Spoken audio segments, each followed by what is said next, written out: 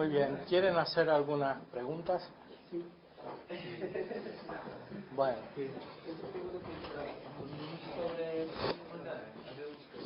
los actos perfectos.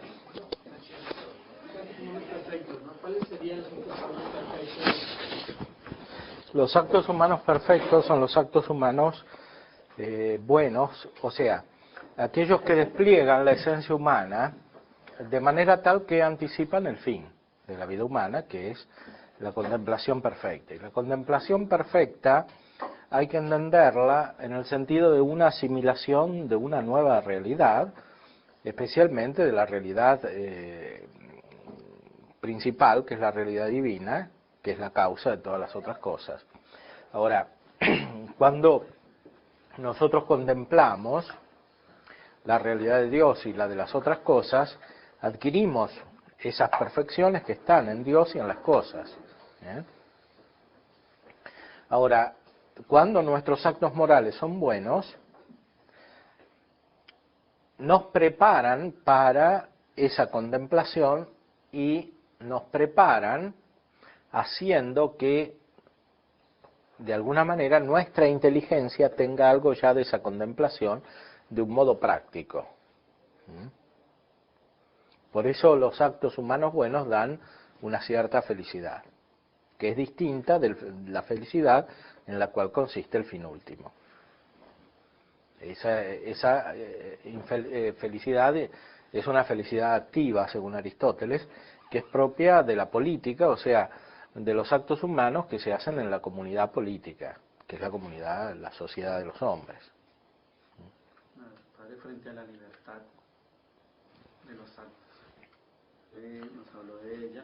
Claro. Ahí, hasta ahora, o sea, no tiene límites la libertad dentro del campo, o tenemos un límite. Bueno, la libertad es siempre una capacidad que tiene la voluntad para determinar los actos que realiza, que pueden ser diferentes en vista del fin. Principalmente la libertad consiste en la capacidad de determinar entre varios actos buenos cuál se realizará efectivamente para llegar al fin. Secundariamente, la libertad permite también optar respecto de actos que no conducen al fin, que son los actos malos. El fin de la naturaleza humana, el hombre puede lograr su propio fin natural por su propia naturaleza natural, o solamente por la contemplación o por voluntad. Bueno, es que Aristóteles y Santo Tomás, siguiendo a Aristóteles y otros grandes teólogos y filósofos cristianos, se refieren a la contemplación natural. Hay también una contemplación sobrenatural.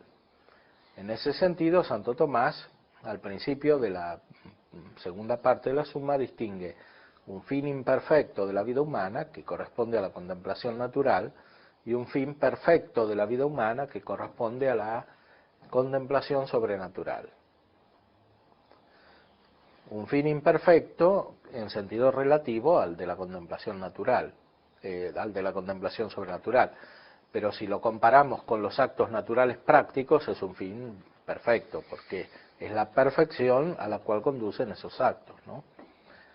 El hombre puede llegar a un cierto fin de su naturaleza, que es la contemplación, pero solo de una manera imperfecta, y sobre todo pueden lograrlo pocos individuos, dice Aristóteles, porque son pocos los que están en condiciones de filosofar, liberarse de las actividades prácticas externas, etcétera, de trabajar para poder tener esta felicidad, y además son pocos los que tienen las virtudes morales necesarias para alcanzar esta felicidad, ¿no?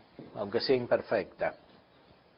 En cambio, la revelación es una posibilidad ofrecida a todos, ¿no? Por la gracia. La gracia sana la naturaleza y permite no solamente que la inteligencia capte más profundamente, sino que permite que los actos humanos se dispongan o se realicen de manera tal que puedan ser buenos y ordenarse a lo que la inteligencia conoce o puede conocer. Cuando estábamos hablando sobre el objeto material de la prudencia, sé que las acciones particulares, los actos normales que hacemos como virtuosos, ¿no? De Claro. actos particulares. Y el objeto formal, pues, sería la búsqueda del fin último, que sería la felicidad, o... No, cuando hablamos de el objeto material y el objeto formal nos referíamos a las virtudes. Entonces, la prudencia se distingue de las otras virtudes intelectuales, o sea, de la ciencia, de la sabiduría y del intelecto, por el objeto material. Y se distingue de las virtudes morales por el objeto formal, por la formalidad según la cual alcanza los actos.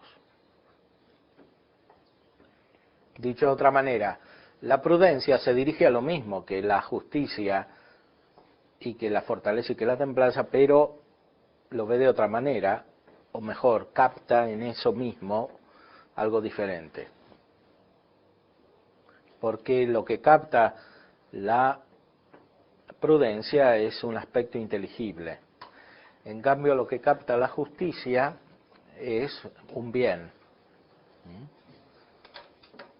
que es además inteligible, pero que no lo capta principalmente en cuanto inteligible, sino en cuanto es una perfección real, que no está solamente en la inteligencia, sino fuera de la inteligencia. Eso entendemos por la palabra real aquí. Lo inteligible también es real, pero aquí entendemos real en ese sentido, y que es una perfección que no está solamente en la inteligencia. Y lo mismo hay que decir respecto de la fortaleza y la templanza. Se dirigen a bienes, que incluso pueden ser sensibles, especialmente en estos dos casos.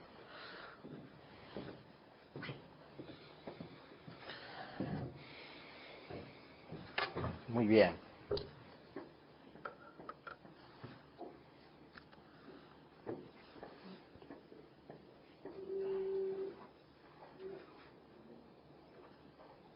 Entonces, hay que decir que a las virtudes morales les da el fin la razón natural, que se llama sindéresis, pero no la prudencia. O sea, la prudencia es lo que encuentra la conexión, o establece mejor, la conexión entre las acciones particulares y el fin, que ya está conocido de antemano,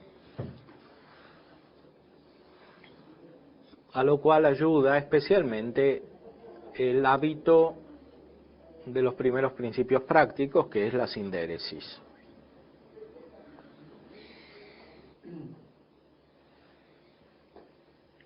En el artículo siguiente nos preguntamos si a la prudencia le corresponde encontrar un medio en las virtudes morales.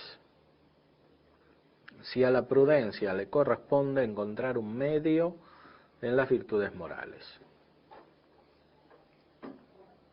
Hay que decir que esto mismo, que es conformarse a la razón recta, es el fin propio de cualquier virtud moral,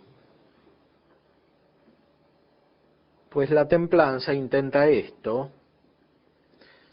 que el hombre no se aparte de la razón por las concupiscencias, y de modo similar la fortaleza, que no se aparte del juicio recto de la razón por el temor o la audacia. Y este fin le es dado al hombre según su natural razón, pues la razón natural dicta a cada uno que opere según la razón. Pero cómo y por qué motivos el hombre llegue al medio de la razón operando corresponde a la disposición de la prudencia.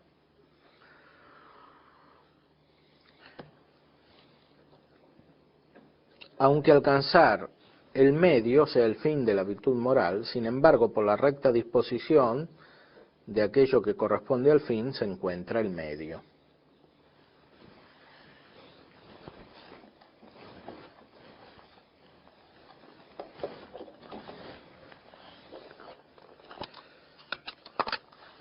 Vamos a explicar mejor este artículo. Cada virtud moral tiende a un bien, y ese bien es siempre un fin. Porque para Aristóteles y para Santo Tomás el fin es siempre el bien, y el bien es siempre fin.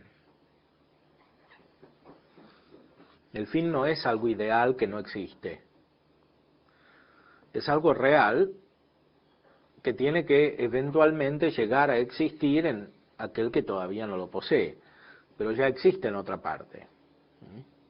¿Dónde existe en este caso? En la razón, de la cual tienen que participar las otras potencias. Entonces, la templanza intenta que el hombre no se aparte de la razón por las concupiscencias, y lo mismo la fortaleza, que no se aparte del juicio de la razón por el temor o la audacia. Este fin le ha sido dado al hombre según la razón natural. Esta le dice a cada uno que obre según la razón. O sea, lo más básico en la conducta humana es adecuarse con la razón, y todas las virtudes en general tienen este objetivo, que la conducta que ellas regulan se adecue a la razón.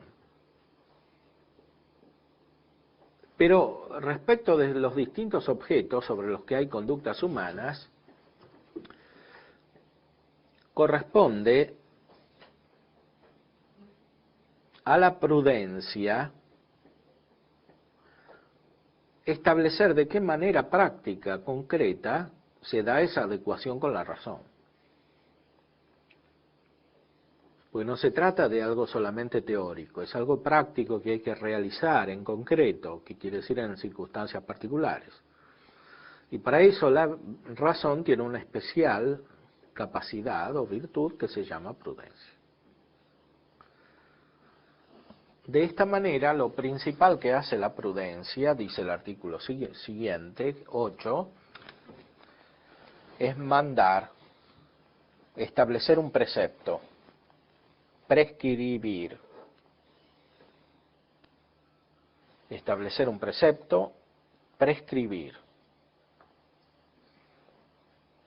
Esto quiere decir que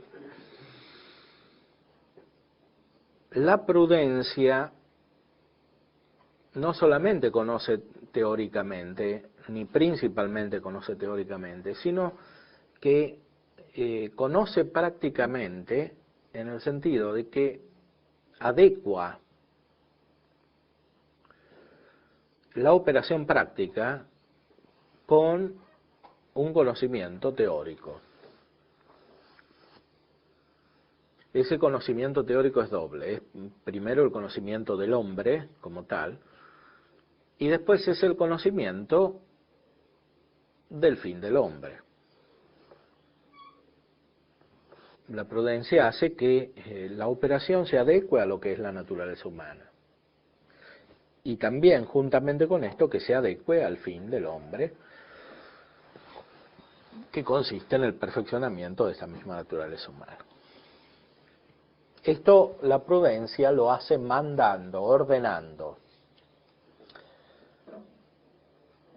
Aristóteles al principio de la metafísica decía que es propio del sabio ordenar. En latín, sapientis est ordinare.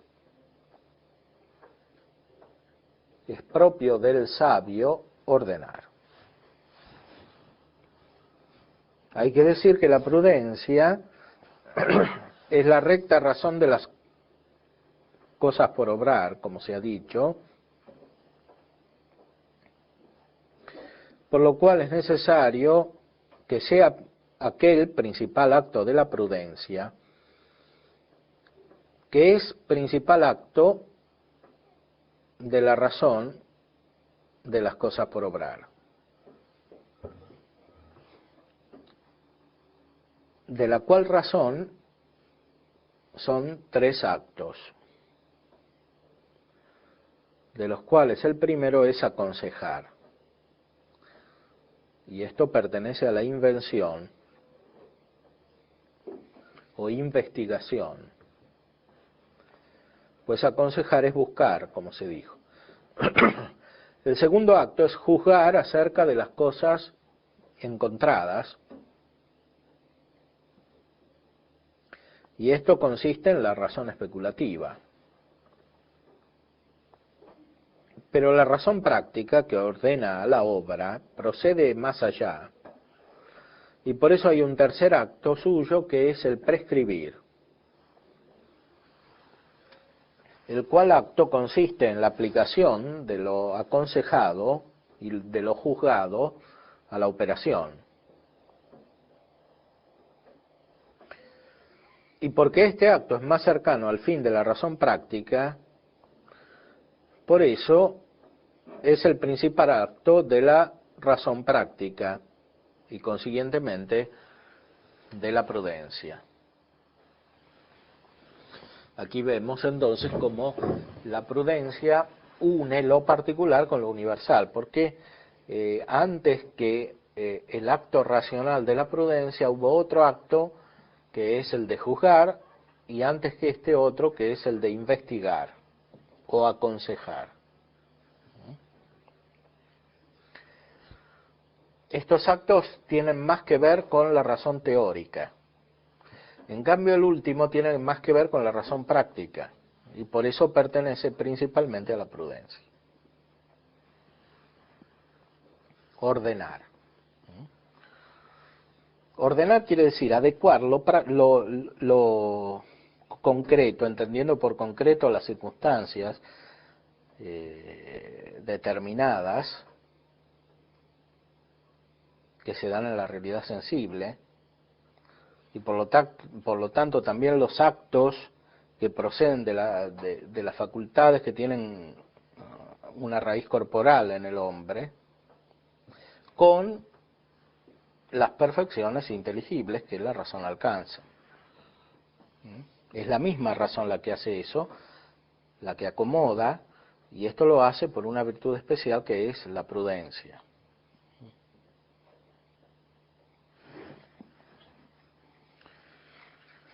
Ahora, cómo la prudencia se dirige a lo práctico, y lo práctico es muy variable,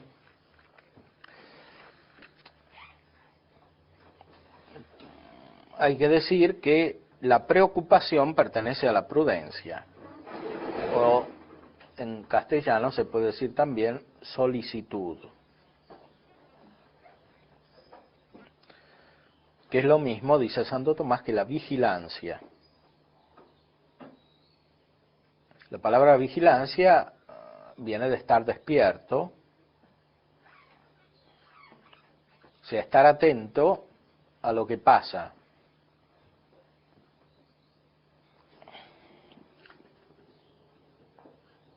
Lo cual implica una cierta velocidad de reacción.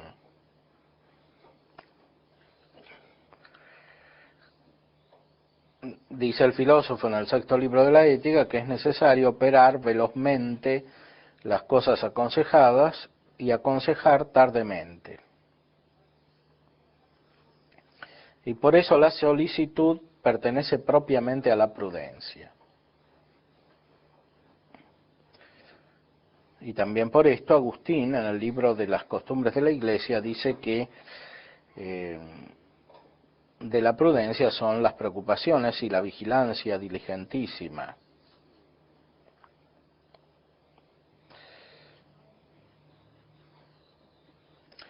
Ahora, dado que es propio de la prudencia ordenar lo particular, también es propio de la prudencia ordenar la multitud. Por eso la prudencia no es solamente personal, sino que tiene también un aspecto comunitario. Se ordena la multitud. Hay una prudencia política. Como dice el filósofo en el sexto libro de la Ética, algunos dijeron que la prudencia no se extiende al bien común, sino solo al bien propio, porque pensaban que el hombre no debe buscar sino su propio bien. Pero esta consideración es contraria a la caridad, que no busca lo propio, como se dice en la primera carta a los Corintios 13. Por eso dice también el apóstol acerca de sí mismo en la primera carta a los Corintios 10, no buscando lo que es útil para mí, sino lo que es útil a muchos, para que se salven. Bueno, esto es un argumento teológico para mostrar que la prudencia no está preocupada solamente por ordenar bien las propias acciones personales, sino también las de la multitud, en cuanto alguien tiene el cuidado de la multitud. Es contrario a la recta razón que juzga esto, que el bien común es mejor que el bien de uno solo. Es decir, si uno busca solo su propio bien, esto es contrario a lo que dice la razón acerca de que el bien de muchos es mejor que el bien de uno solo. Así pues, dado que a la prudencia corresponde aconsejar rectamente, juzgar y prescribir acerca de las cosas por las cuales se llega al fin debido, es manifiesto que la prudencia no sólo se relaciona con el bien privado de un hombre, sino con el bien común de la multitud. Por eso la virtud de la prudencia es principalmente una virtud del político. Y por eso los hombres exigen una coherencia entre la vida privada y la vida pública de los políticos, porque es la misma prudencia la que tiene que regir la una y la otra. Entonces, de una manera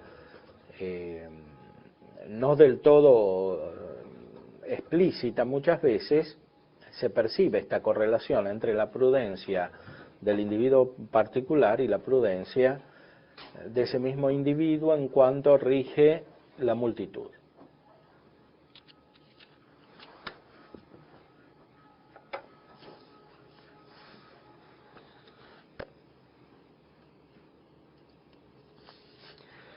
¿Es de la misma especie?, se pregunta el siguiente artículo 11, la prudencia que se dirige al bien particular y al bien común.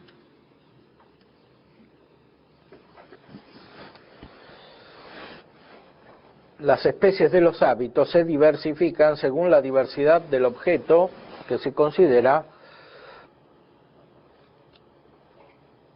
absolutamente según la razón formal del mismo.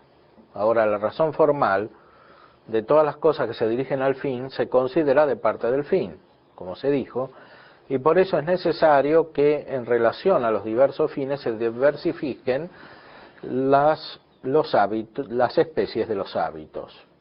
Ahora, los diversos fines son el bien propio de uno y el bien de la familia y el bien de la ciudad o del reino. Por eso es necesario que las prudencias difieran según la especie,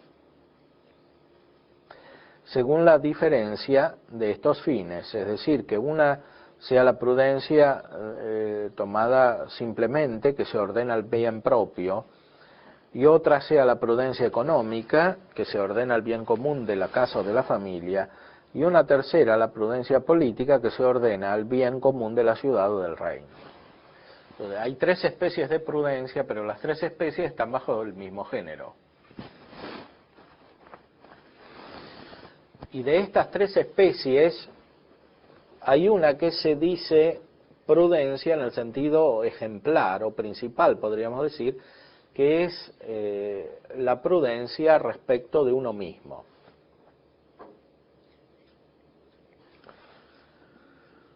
De las propias operaciones. Esta es la prudencia que realiza más inmediatamente la esencia de la prudencia, pero no quiere decir que las otras sean menos importantes, porque, como se dijo antes, Las otras se refieren a un bien más amplio, más importante, pero ¿cuál es la diferencia? Que el gobierno de la propia persona depende directamente de la prudencia de la propia persona. En cambio, el gobierno de los demás sí depende de la propia persona, pero también depende de los demás. En ese sentido, la prudencia como virtud se realiza más plenamente en la persona misma. Aunque la prudencia para el gobierno de la familia o para el gobierno de la sociedad política pueda ser más importante, en cuanto incluye la primera y se extiende a un ámbito mayor.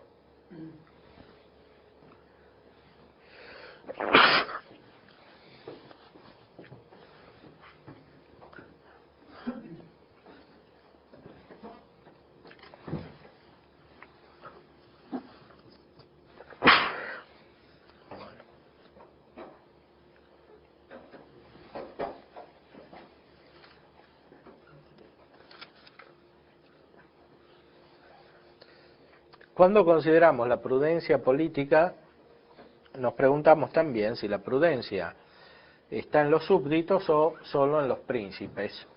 O sea, las personas gobernadas tienen también prudencia, evidentemente tienen una prudencia personal, eso ya está claro. Ahora, nos podemos preguntar si tienen también una prudencia política.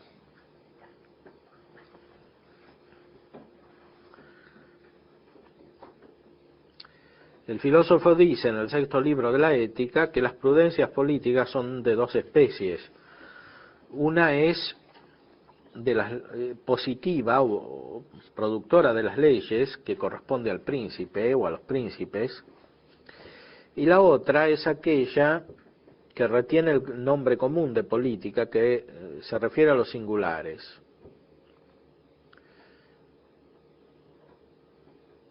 Obrar estas cosas singulares corresponde también a los súbditos, y por eso la prudencia no solo está en los príncipes, sino también en los súbditos. O sea, los súbditos tienen una prudencia para adecuarse a la prudencia que está en el príncipe o en el que gobierna. Que no es solamente la prudencia para gobernarse a sí mismos, sino la prudencia para obrar en la comunidad. Hay que decir que la prudencia está en la razón, regir y gobernar es propio de la razón, y por eso cualquiera, en cuanto participa del régimen y del gobierno, en tanto le conviene tener la razón y la prudencia. Es manifiesto que el súbdito, en cuanto es súbdito, y el siervo, en cuanto es siervo, no rigen ni gobiernan, sino que más bien son regidos y gobernados. Y por eso la prudencia no es una virtud del siervo en cuanto es siervo, ni del súbdito en cuanto es súbdito. Pero porque cualquier hombre, en cuanto es racional, participa algo del régimen según el arbitrio de la razón, en esa medida le conviene tener prudencia. Por eso es manifiesto que la prudencia en el príncipe está al modo del arte arquitectónica, como se dice en el sexto libro de la Ética, y en los súbditos está al modo del arte manual. O sea, los súbditos ejecutan aquello que está en el príncipe, pero lo ejecutan de una manera racional.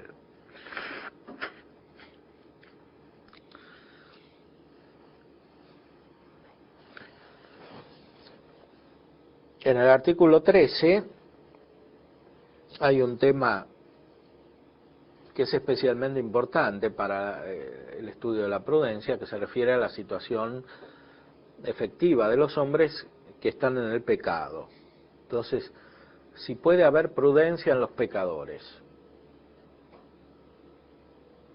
Dice Aristóteles en el libro sexto de la Ética que es imposible que sea prudente el que no es bueno. Pero ningún pecador es bueno, por lo tanto ningún pecador es prudente. Esto dice el sed contra, el argumento sed contra. O sea, aquí no se trata de que el pecador sea prudente en el acto por el cual es pecador, porque es evidente que en ese acto no es prudente, sino si el pecador tiene el hábito de la prudencia o la virtud de la prudencia. Esta es la pregunta fundamental. Hay que decir que la prudencia se dice de tres modos. Pues hay una cierta falsa prudencia, llamada así por semejanza, dado que el prudente es aquel que dispone bien lo que hay que obrar por algún buen fin. Aquel que por un mal fin dispone algunas cosas que convienen a ese fin tiene una falsa prudencia, en cuanto aquel que toma aquello que toma por fin no es verdaderamente bueno, sino solo por semejanza, como cuando se dice que hay algún buen ladrón. Y de este modo se puede, por semejanza, decir que es ladrón prudente aquel que encuentra vías convenientes para robar. Y esta es la prudencia de la cual habla el apóstol en la carta a los Romanos 8. La prudencia de la carne es muerte. Es decir, aquella que pone el fin último en el deleite de la carne. Es decir, a veces se llama prudencia simplemente a la capacidad de encontrar medios para lograr un objetivo, aunque el objetivo sea malo. En ese sentido, hay una prudencia falsa, una prudencia deformada, que San Pablo llama prudencia de la carne, que no es la verdadera virtud de la prudencia. Como veremos después, Santo Tomás dice que esto corresponde también a los fines buenos cuando son buscados de una manera tortuosa, es decir, por medio de vías que implican alguna especie de engaño o de falsedad. A veces se buscan fines buenos por medios malos. Entonces, la aplicación de la inteligencia para encontrar estos fines y para ordenarlos, estos medios y para ordenarlos, es una falsa prudencia, no es verdadera prudencia. Esa prudencia a veces se llama también astucia. Ahora, la segunda prudencia es verdadera porque encuentra vías o caminos acomodados para un fin que es verdaderamente bueno, pero es imperfecta por una doble razón. De un modo, porque aquel bien que toma como fin no es el bien común, el fin común de toda la vida humana, sino de alguna actividad especial. Por ejemplo, cuando alguien encuentra vías acomodadas para negociar o para navegar, se dice que es un prudente negociador o navegante. De otro modo, porque es deficiente en el principal acto de la prudencia, por ejemplo, cuando alguien aconseja bien y juzga bien respecto de las cosas que pertenecen a toda la vida, pero no prescribe, no ordena eficazmente, o sea, no ordena su vida eficazmente. Entonces, hay una prudencia que se da de un modo imperfecto. Y esto es cuando se busca algún fin bueno, pero que no es el fin total del hombre. Por ejemplo, cuando alguien busca la ciencia, pero no busca la contemplación de Dios, busca solamente la ciencia. Entonces, buscar la ciencia es algo bueno hasta cierto punto, pero malo en cuanto se conecta indebidamente con la búsqueda del fin último, porque uno busca la ciencia exageradamente y entonces es imprudente. ¿Por qué? Porque busca la ciencia de manera tal que no busca la contemplación de Dios. Hablamos aquí de las ciencias humanas, ¿no? o a veces se busca el verdadero fin, pero no se ejecuta lo necesario para ordenar las acciones al fin. Y ahí también la prudencia puede ser imperfecta. O sea, alguien que sabe y de una manera indeterminada busca el verdadero fin, pero no ordena efectivamente las acciones para ir al fin. Ahí también la prudencia es imperfecta. La tercera prudencia es verdadera y perfecta, la que aconseja respecto del fin bueno de toda la vida, de manera recta, y también juzga y prescribe. Y esta solamente se llama prudencia de manera absoluta. Y esta no puede estar en los pecadores. La primera prudencia está solamente en los pecadores. Es decir, aquellos que buscan un fin malo, aunque después usen la inteligencia para llegar a él. Esta es una falsa prudencia que está solamente en los pecadores. Ahora, la prudencia imperfecta es común a los buenos y a los malos. Sobre todo esa que es imperfecta por el fin particular. Es decir, cuando nosotros buscamos fines particulares, tenemos una prudencia imperfecta respecto de la prudencia perfecta que ordena los actos al fin último. No quiere decir que esta prudencia imperfecta sea mala. Simplemente no es perfecta prudencia.